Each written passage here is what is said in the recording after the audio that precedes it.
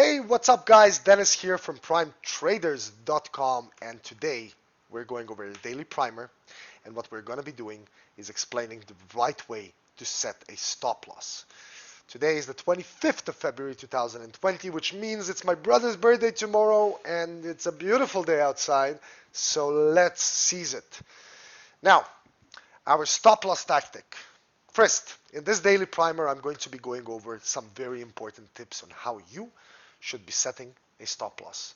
But before we get into that, allow me to explain exactly what your process should be when you find a chart pattern. So imagine this. You're sitting at your station. You see this beautiful contraction leading right to a key level. There's a reversal candle. RSI is up, and the news just came out and it's saying, oh my God, the dollar is going to perish. And you're about to short. You're about to long buy Euro USD. What do you do?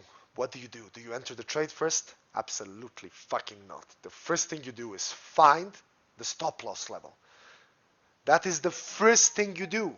You say, this is the exact price I'm going to get out. I don't care if I'm going to lose 5, 10 pips on that sell.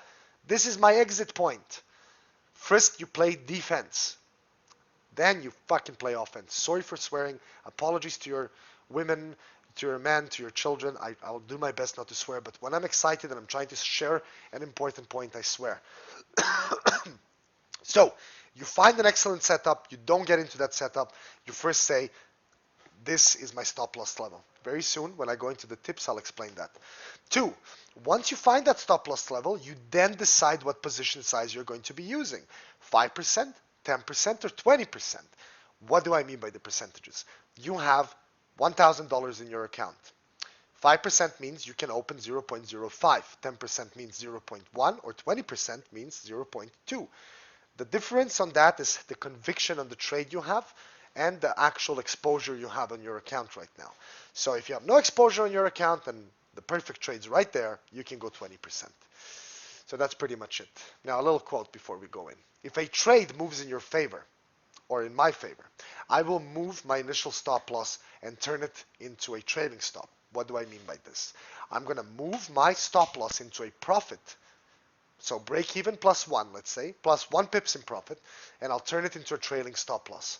This way, if the move reverses against me, I will be able to lock in some of my profits and not ride it all the way to my stop loss. Now, I learned that it's always best to not let a winner turn into a loser. It really messes with your psychology.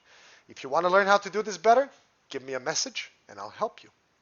Now, let's go over the next slide. So, these are the tips. Let's go over them. Your stop loss must be part of your trading tactic before you enter and not after you enter and figure it out later. Remember, first you find the stop loss. Now, the best time to set a stop loss is before you get emotionally attached to the trade and the outcome of a losing trade. It's happened to me, it's going to happen to you when you just don't want to take that loss because you'll start hoping that the market will turn around, but it won't. Now, a stop loss should be placed at a price level that if that price is reached, the trade is done. Okay? Now, a stop loss as well should be placed at a key technical level, not based on your feelings or opinions. That's really important to understand. And finally, it is better to set a stop loss based on a meaningful price level and not just a flat percentage loss from your entry. What I mean by this is, don't think that if the market moves XYZ percentage, it should be out, or whatever you might be thinking. Find that level that if reached will mean your idea is done. Now, a stop loss should be set first and then the position size, as I explained. Okay? So you first find the stop loss area, then you determine your position size. Set your stop loss at a level that has a low probability of being triggered to increase the odds of your success. Try to always wait for that candle to close before you try to get into a trade. But I'm here to talk about stop losses and not the actual entry. The best stop loss is taken when first triggered and not holding and hoping. If you don't follow your plan, then you aren't really managing risk or you're not staying disciplined. And that, my friend, means you're not a real trader and you have no real skills. Now, before last tip, the longer you wait to stop your loss, the harder it will be eventually to exit.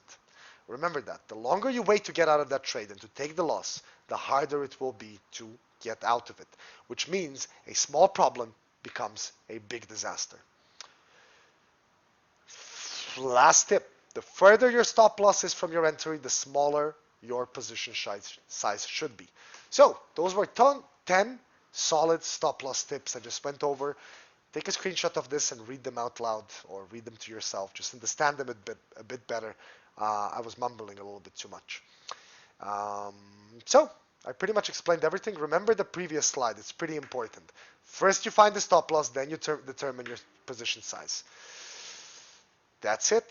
Thanks for watching this primer. If you want to learn more about us, just head over to primetraders.com and make sure to grab your 24-hour free trial and see if we are for you. My name is Dennis. Thank you for watching, and see you later.